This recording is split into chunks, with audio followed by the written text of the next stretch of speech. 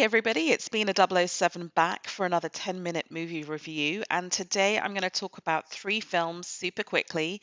The first is a really grungy, stylish revenge thriller called Sympathy for the Devil that is out in the UK this week. And then I'm going to quickly cover off the live action slash animated comedy Strays that came out a couple of weeks ago and quickly catch up on the latest Indiana Jones film, The Dial of Destiny. So let's start off with Sympathy for the Devil, which is a really low budget, no budget, grungy thriller. It's taut, it's just 90 minutes. It's going to be hard for you to find it. It came out in the US a month ago. It's, I think, available to rent and stream in the UK as of this weekend. I think it's really stylish, it's brutal, it's dark. It's directed by Yuval Adler, who made The Secrets We Keep. It's a debut feature writer called Luke Paradise. And the cinematographer, Steve Holleran. Oh, I cannot speak enough for how beautiful and slippery and sinister this film looks. It's basically a two-hander between Nic Cage and Joel Kinnaman. And I suspect that your tolerance for this film is going to depend on how far you enjoy Nic Cage being as crazy as he can be. In this film, he's got bright red hair, he's wearing a sort of red brocade smoking jacket, and he has a thick Boston accent, and he is full Nic Cage. It will also help going into this film if you like those kind of Tarantino pastiche grindhouse films. So the film opens with Joel Kinnaman's Uber driver going to see his pregnant wife give birth, and he's driving through the dark black neon lit streets of off-strip Vegas. The entire film takes place at night. Barely a moment passes when he's carjacked by Nic Cage in aforementioned crazy man getup, holding a gun and telling him to drive. What then follows is a very talky, really hilarious, I think, but also sinister, twisty thriller. And I cannot really tell you more than that, other than that Nic Cage thinks he's holding Joel Kinnaman to account. And obviously, because of the title of the film, we're wondering if Nic Cage is indeed the devil. I would argue it's a little bit of a misdirect. The whole film just passes in the blink of an eye. There are two amazing set pieces. The first is an incredibly funny scene in a diner, ultra violent also. And the second is a kind of hellish shootout in a car lot with lorries and a burnt, smoky orange sky.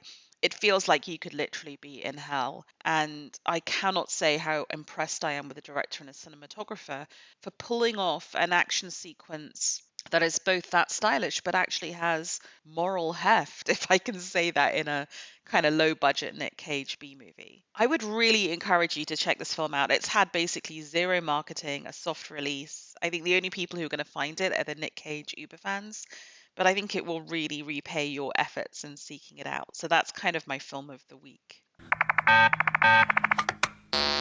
The second film I want to spend a few moments on is Strays, which is still in cinemas. It has a running time of 93 minutes, so it's also pretty short, and it was released in mid-August.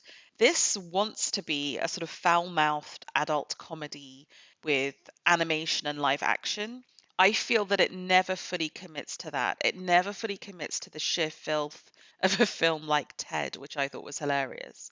And as a consequence, I think it sort of finds itself stranded and caught between two stools. Is it a gentle, warm hearted buddy comedy? I think so, actually, more than the sort of foul mouthed black comedy.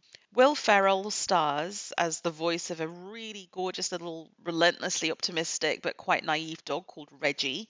And it's clear to us viewing it that his owner, Doug, played by Will Forte, is really, really abusive and also trying to get rid of him. Doug finally achieves this, and then poor little Reggie has to be taken in by a group of stray dogs led by Bug, played by Jamie Foxx. And Bug is a very cynical, very wisecracking street smart dog who hates humans because he was also abused by humans. And together with his fellow strays Maggie, voiced by Isla Fisher, and Hunter, voiced by Randall Park, they have to kind of show Reggie that actually his owner was treating him really badly. So it's almost a kind of emancipation film and a coming of age film for Reggie, who has to realize that, not all humans are nice, but you can learn skills and kind of get ahead in life with your gang of buddy dogs, I guess. The film started off strong with some really good black humor. I felt it just settled back into a sort of pretty average, mediocre, gentle buddy comedy. I kind of found myself losing interest in it.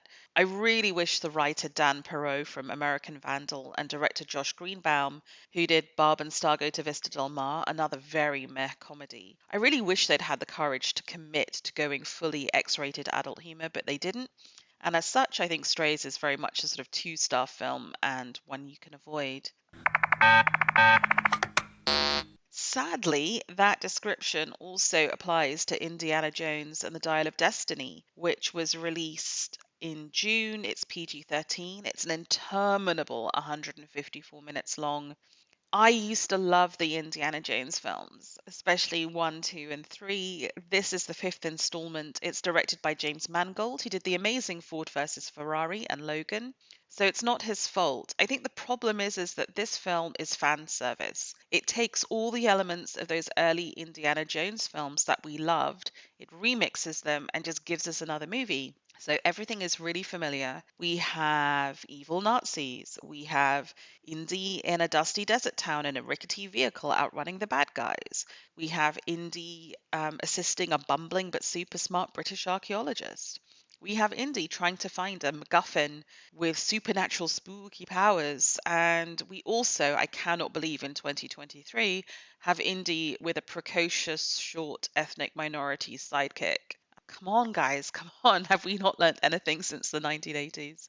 The problem is that as much as I love those old films, cinema thrills have moved on since then. So if you just get a repeat of a sort of tuk-tuk car chase in a souk that we already saw in the mid 1980s, since then movies have moved on. This summer we saw Mission Impossible: Dead Reckoning give us a car chase in a Fiat Uno in Rome that was miles ahead of what we're seeing here. And so it just feels very dusty, very old, and you can kind of see how they've put the jigsaw together, but it's just really depressing actually. And I just didn't like it. I think that if you want to see a grumpy old indie, you're better off watching the Apple TV series Shrinking, which stars Harrison Ford as a grumpy old man and is actually pretty funny. I didn't think Phoebe Waller-Bridge added much as Helena Shaw, who's Indy's goddaughter and is meant to be the sort of the devil may care adventurous girl in the film. For some reason, they didn't let her natural humor come out. And it's just quite a muted, quite dull, and as I said, incredibly long film. Overall, this is a film that has no charisma, it has no zip, it has no energy. It just feels like a shameless cash in. And I know it wants us to wallow in nostalgia, but I think the best way to do that is just to go back and watch the first three Indiana Jones films. So to summarize, Sympathy for the Devil, small, grungy, fantastic, Strays, kind of meh, and sadly, Indy 5, also kind of meh. Surprisingly so, given that it stars Phoebe Waller-Bridge, Toby Jones, who I love, and Mads Mikkelsen. Just very handsomely made, but nothing to really grab you. Anyway, those are a few movie recommendations for the weekend. Whatever you watch, I hope you really enjoy it. A reminder that you can find full written reviews at B007.com. Thank you for listening.